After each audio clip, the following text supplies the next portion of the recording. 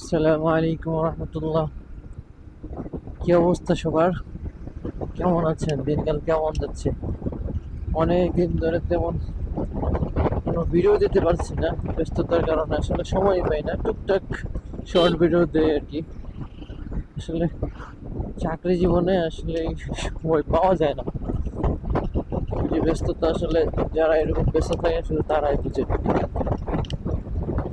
তো সময় হলো মোটামুটি 5টা, সোয়া 5টা। রাস্তাঘাট একদম ফাঁকা। আসলে বসিলার এই রাস্তাগুলা খুবই ব্যস্ত সড়ক। এই রাস্তা সারাদিন জ্যামের মধ্যে কাটে। গাড়ি তো 40-50-এর বেশি টানাই যায় না।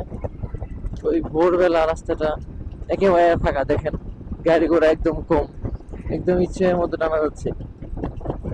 আসলে এই রাস্তার মধ্যে এরকম ভাবে টানতে পারা, এটা একটা শান্তি।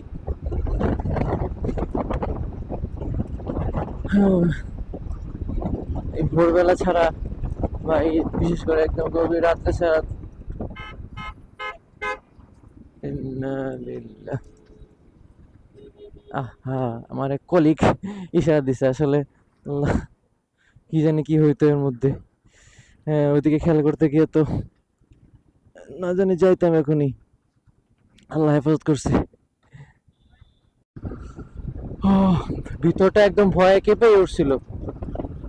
হ্যাঁ, ভোরবেলা আসলে এত ফাঁকা রাস্তা পেয়ে এইভাবে টানাটাও ঠিক না, কারণ আল্লাহ না করুক একটা দুর্ঘটনা ঘটে যেতে পারতো।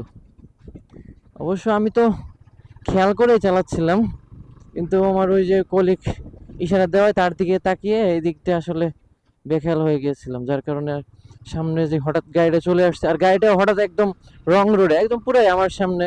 ওখানে মাঝখানে ডিভাইডার দেওয়া আছে, তারপরেও সে রং সাইড দিয়ে ঢুকে গেছে। তো এটা তো তার ফল আসলে। যাই হোক, শুক্রিয়া, আলহামদুলিল্লাহ, আল্লাহ তালা বাঁচাইছে, এটাই বড় বিষয়। এরকম ফাঁকা রাস্তা পেয়ে শুধু আসলে টানা যাবে না। এই রাস্তাগুলো যে আসলে বিপজ্জনক এটাই প্রমাণ। যতই ফাঁকা থাকুক আর যাই থাকুক, এটার বিপজ্জনক বিষয়টা আসলে এই রাস্তার মধ্যে থাকবে, যেহেতু এটা মানে একমুখী রাস্তা, এটার মাঝে দুই দিক থেকে দেওয়া নাই, এই জন্য। সবাই সেফ থাকবেন, সতর্ক থাকবেন, আল্লাহ সবাইকে হেফাজত করুক।